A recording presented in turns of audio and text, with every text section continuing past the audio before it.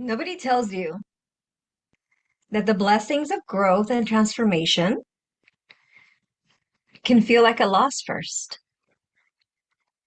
That the next level of your life doesn't just ask for your effort, it asks for your identity.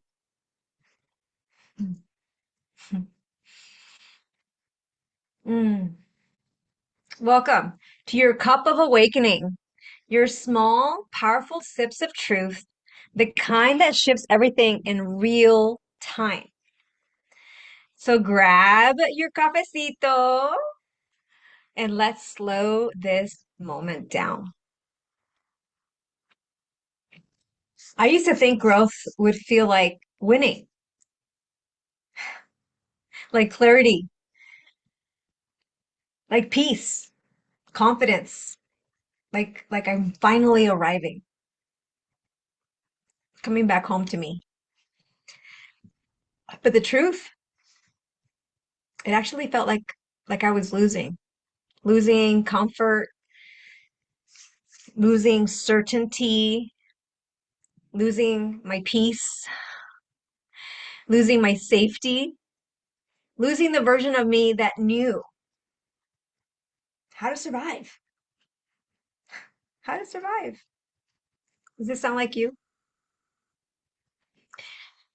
Because the next level of your life cannot hold the old version of you. That's facts. And no one really talks about that part of transformation and growth and awareness and expansion. Nobody does.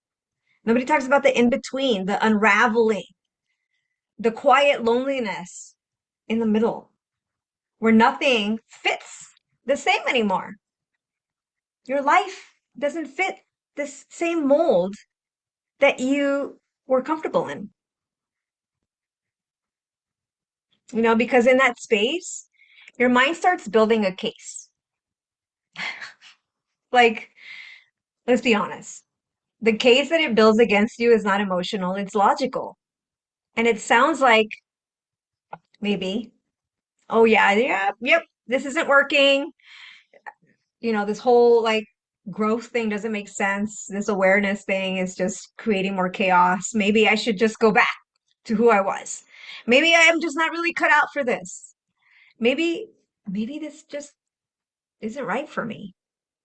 Maybe this is not where I should be going. And the truth is, it won't actually sound like fear in the moment. Your mind is going to make it sound reasonable, grounded. It'll sound like, yeah, that's a smart decision. It's really good at keeping you safe. And that's your subconscious. That's your nervous system. That's your survival mechanism that you were conditioned into. But here's the truth that I had to face. Oh, not every logical thought is aligned with your truth. Sometimes, sometimes it's just your nervous system trying to take you back to what feels familiar, to what feels safe. Because your nervous system would rather choose familiar discomfort over the unfamiliar expansion and growth and transformation. Even if that expansion is everything that you've dreamed of and you asked for and you've worked towards. So now you're in the space where you're probably asking for more. But more is asking you to let go of who you've been up until now. It's asking you to let go of that false identity that was conditioned and programmed into you. And yeah, for me, that felt like a loss. Do you feel like you're losing a part of you that you understood, that you got comfortable with? But what if? What if that loss is not a loss? What if, what if it's release? Maybe it's a renewal.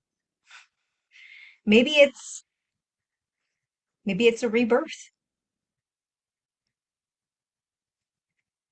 And the truth is, you're not being punished. You're simply being prepared. And you're not falling apart. You're being rebuilt, realigning with the truth of who you've always been. And the woman on the other side of this, the woman on the other side of this doesn't need those patterns. It doesn't need those patterns that you're being asked to let go of. But here's where it gets real. Because this isn't just about growth. This really shows up in how we love, how we show up, how we grow, how we choose, how we stay, how we feel seen and heard. And because if I'm being honest, so many of those moments just broke me.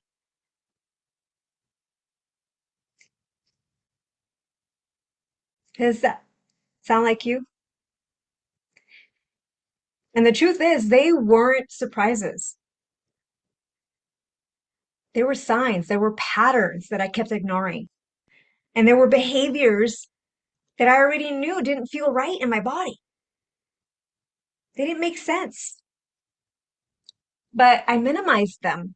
I explained them away. I hoped that they would change only to conform to my idea of what was safe. And I just simply ignored them. I ignored those signs. Where in your life are you ignoring the way people are showing up and reasoning them away? Well, if I only love harder, if I only did this better, and they'll show up, they'll choose me, they'll love me, I won't be abandoned, they'll like me, they'll see me, they'll understand me, just like me. So I'm choosing potential over reality. That's all I have. And every time I do that, I'm choosing not to love them more. And I'm choosing to stop abandoning myself. Because when someone shows you inconsistency, dishonesty, misalignment, lack of communication, maybe they show up differently in public versus how they are behind closed doors.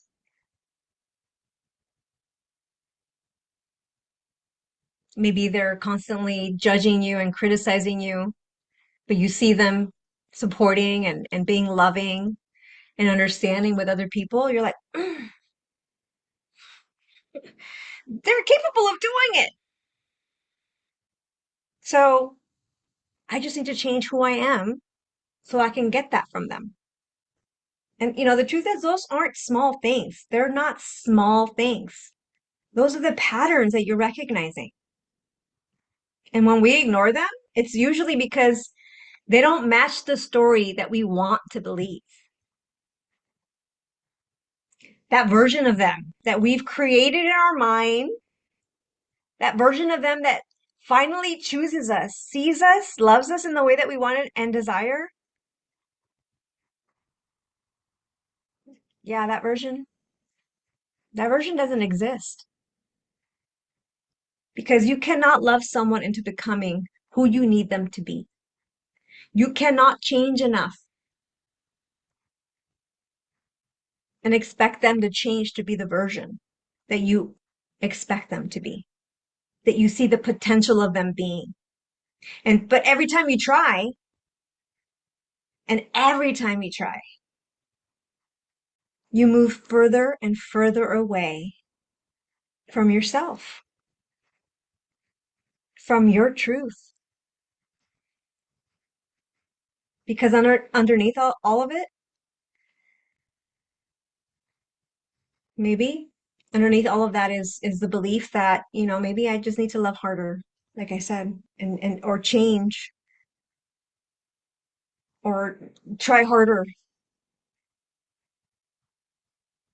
get help.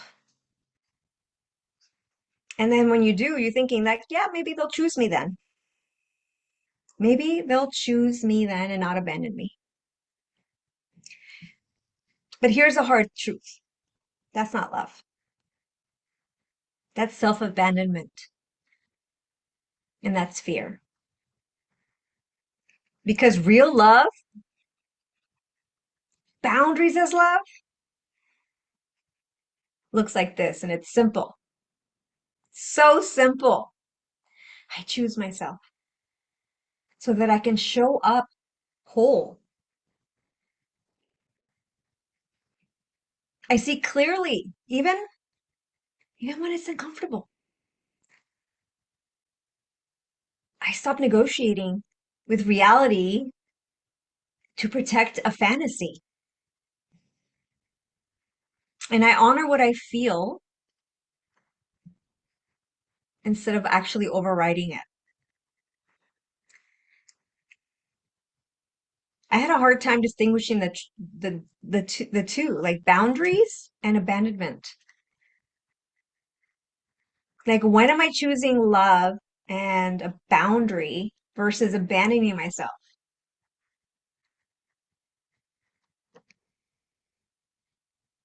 Are you asking yourself those questions? Have you seen yourself play these moments out over and over again and then wondering why your situation hasn't changed? So I want you to just pause for a moment. Put your hand on your heart. Take a breath. Every time you breathe in and you breathe out slow through your mouth for 8 counts, you signal your body that you're safer in this moment. And then ask yourself, where am I holding on to a version of something or someone that isn't actually true? Where? Where am I abandoning myself just to be loved and accepted and seen or safe? There's no judgment here, just awareness. Because awareness is where everything shifts. And it's the first step. Hmm. Yeah, the truth is, the life you want, the love you want, the peace you want, it requires you to let go of who you were and who you've been. Not because you were wrong or broken or not enough or too much, but because you're now ready. You're ready now. And yes, it might feel lonely because trust me, whew, leadership and choosing yourself feels like a lonely road. It feels uncertain. And it might actually even feel like everything is starting to unravel. It might even feel like chaos. That's where I am right now. How about you? But that doesn't mean that you're off track. It just means that you're in transition. You're learning how to be the better than version of you. You're learning how to choose from that version of you that you're becoming. Because the truth is you're not too much. And you're not enough. You are not even behind. You're simply becoming.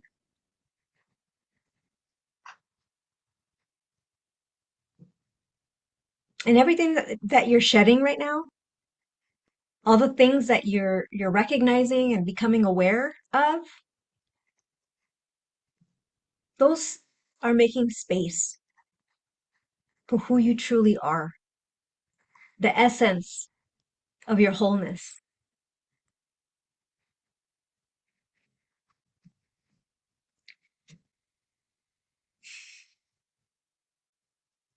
How many of you are struggling right now,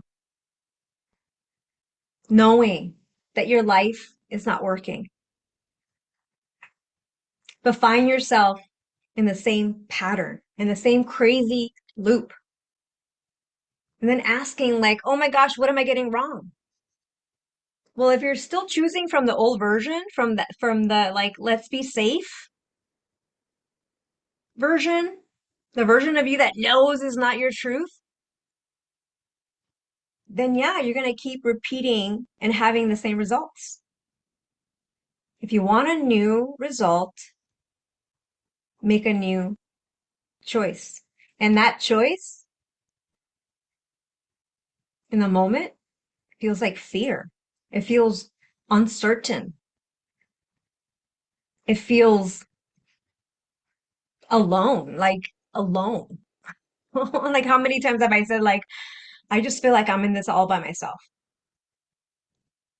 Like, why am I not getting the support of the people that want me to change? Why am I not getting the support of the people that have asked me to be better? And I've been asking myself those same questions. And at the same time, I'm going like, why am I still making the same choice? Why am I still reacting? Reacting is the key word here. Why am I still reacting from the same version of me that is not working? The simple answer, the simple answer is it's a program. It's a pattern. It's a rehearsed version of you because your nervous system learned how to stay safe. Your system learned how to survive the world. And I don't know if you ever heard this, but the first 7 years of your life is when we're absorbing the world and how to maneuver around it. So if you didn't have safety and if you had people belittling you and telling you how you're doing things wrong and like trying to conform you and build you into what they want you to be and like you didn't feel seen, you're like, that's not who I am. You learn really quickly how to survive and maneuver the world so that you can survive. And that is just how we're wired. We're pre-wired that way.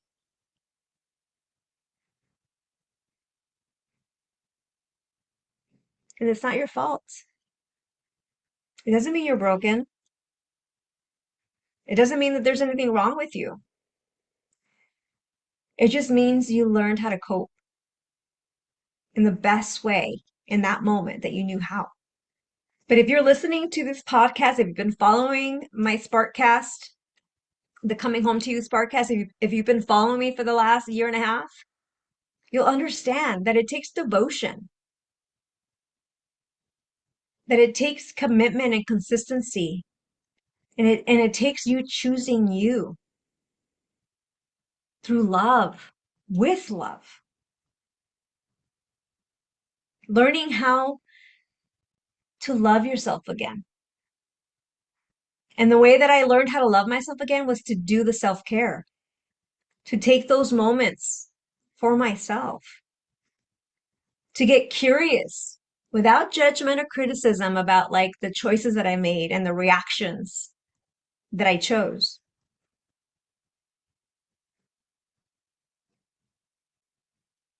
And it doesn't mean that you're not going to get it right. It just means you have to practice it like any muscle. You can't go to the gym once. Like my friend Lacey says all the time, you can't go to the gym once and expect to get a six pack. It's a practice. Transformation, growth, leadership, coming home to you, it's a practice. I have been practicing this version of me for so long. It's going to take a little bit to get it right. And it's also going to take a little bit for the people around me to trust that I've changed. And that's what I'm struggling with right now. It's like, oh my gosh, I want to yell at the people around me and be like, do you not see how much work I've been putting? You do not know how much money I've put into like mentorship and leadership and coaching and workshops and even doing the Sparkcast all last year where I learned so much from my sisters who are in the work Like, do you not see that I'm showing up differently, showing up powerfully, showing up in a different light? Why can't you just give me a break? Just give me a fucking break. But the truth is, they don't trust it because you've rehearsed the version of you that is people pleasing, abandoning, being in control, having to be right, having to be understood, not wanting to be abandoned, not feeling enough or too much, the fear of not being liked. And so you react from a place of that space. And so they don't trust it yet. So it's going to take a little while. So give yourself grace. Forgive yourself and forgive them. And maybe choose to try to understand where they are instead of always trying to be understood. I've been sitting here always saying, you don't understand me. People don't understand me. Like, oh my gosh, I used to rehearse that line all the time. People don't understand me. I'm just not understood. And I spent so much time trying to be understood that like it's first of all, that's selfish and self-centeredness. That it got to the point where I didn't pause enough to listen. I didn't pause enough to understand where they're coming from. And then I made it mean something about me. And then all bets were off at that point. And you don't have to get it perfect. You just have to notice. Pause, take a breath, and choose again. That is your power. You have the power to choose again from a better than space, from a regulated space, from a space of love and understanding and compassion and forgiveness. But it starts with you being all those for you first, because that's how you rebuild self-trust. That's how you create connection. And that's how you come home to yourself. Because you're not here to react from your past. You're here to choose from your truth. And every time you choose differently,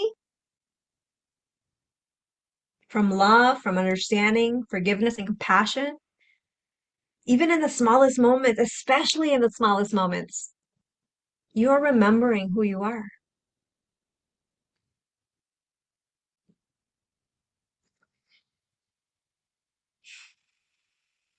I am Margarita Rose, and this was your cup of awakening. Sip it slowly. And we'll see you next time on the same Spark channel. So don't forget to subscribe, share, and like so that this content can go out to those women who still feel alone, so that they know that healing is possible for them and that they're not alone. Until next time, I'll see you here on the same Spark channel. Be kind to yourself and others.